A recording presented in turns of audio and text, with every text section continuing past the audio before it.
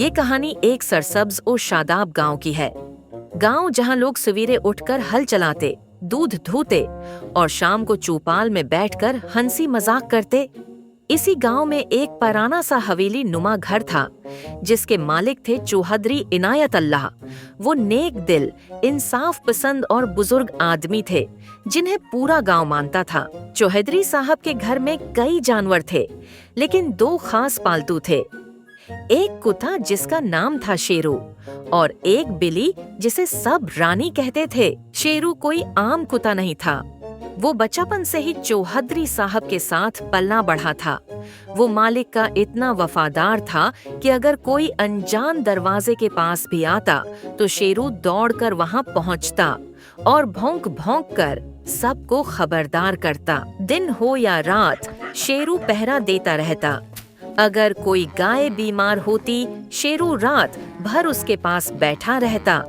अगर मालिक की बेटी रात को देर से घर आती, शेरू दरवाजे पर बैठा उसका इंतजार करता। चौधरी साहब उसे हर रोज अपने हाथ से गोश्त खिलाते और प्यार से कहते, शेरू, तू मेरा बेटा है। अब आए बात करें रानी की। रानी एक निहायत खूबसूरत, नर्म व नाजुक बिल्ली थी। उसकी चाल में नखरा था, आवाज में मिठास और दिमाग में शरारत। वो चालाक इतनी थी कि पूरे घर को अपनी मुट्ठी में रखा हुआ था। जब उसे खाने को कुछ न मिलता तो झूठ बोलकर किसी और का हिस्सा हथिया लेती। मिसाल के तौर पर, अगर रोटी पर घी न लगता तो फौरन जाकर शिकायत लगा देती। मालकन, खादमा ने रोटी जलाई है, मेरी तबीयत खराब हो गई। बस फिर सब कुछ उसे ही मिलता। रानी को शेरू से बड़ी चिढ़ थी। उसे लगता था कि सारा प्यार शेरू पर निछावर होता है, जबकि वो तो बिल्ली होकर भी दूसरे दर्जे पर है। एक दिन रानी ने दिल में सोचा, ये शेरू तो हर दिल अजीज बनता जा रहा है। अगर यही हाल रहा तो एक दिन मेरी अहमियत खत्म हो जाएगी। कुछ करना पड़ेगा। इसी रात उसने सबसे बड़ा झूठ बोला।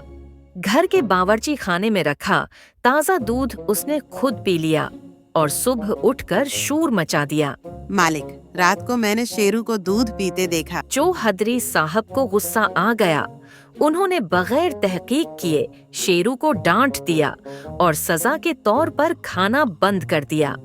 शेरू चुपचाप बैठा रहा, कोई जवाब न दिया। उसकी आंखों में आंसू आ गए। वो सोचता रहा, मैंने कुछ नहीं किया, फिर भी मुझे सजा मिली। इसी हवेली के कोने में एक चूहा भी रहता था।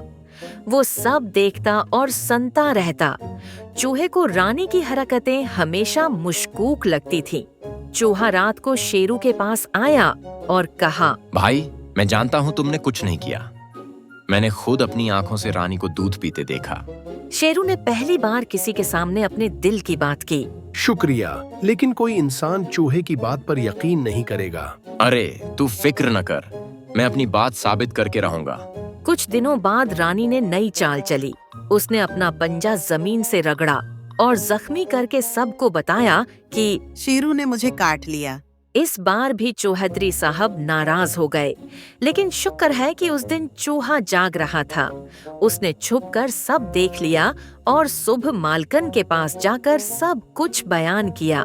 चौधरी साहब ने पहली बार सब पर नजर रखना शुरू की और तब उन्होंने खुद रानी को चोरी करते और झूठ बोलते रंगे हाथों पकड़ लिया। अगले दिन चौधरी साहब ने सबको इकट्ठा किया। आज हम सबके सामने इंसाफ करेंगे।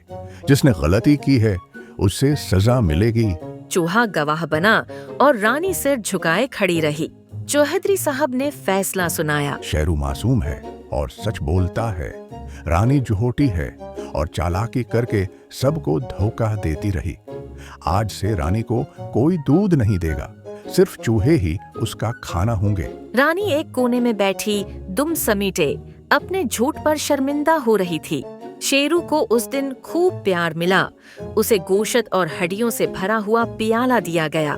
चौधरी साहब ने उसके गले में एक रिब्बन पहनाया और ऐलान किया, शेरू हमारा वफादार दोस्त है और हमेशा रहेगा। इस कहानी से हमें ये सबक मिलता है, झूठ चाहे कितना भी चालाक हो, वो सच्चाई के सामने एक दिन बेनकाब जरूर होता है। वफादारी, ईमानदारी और सच्चाई का फल हमेशा मीठा होता है। तो अगर वीडियो पसंद आई हो तो लाइक शेयर सब्सक्राइब ज़रूर करें और शेयर भी करें।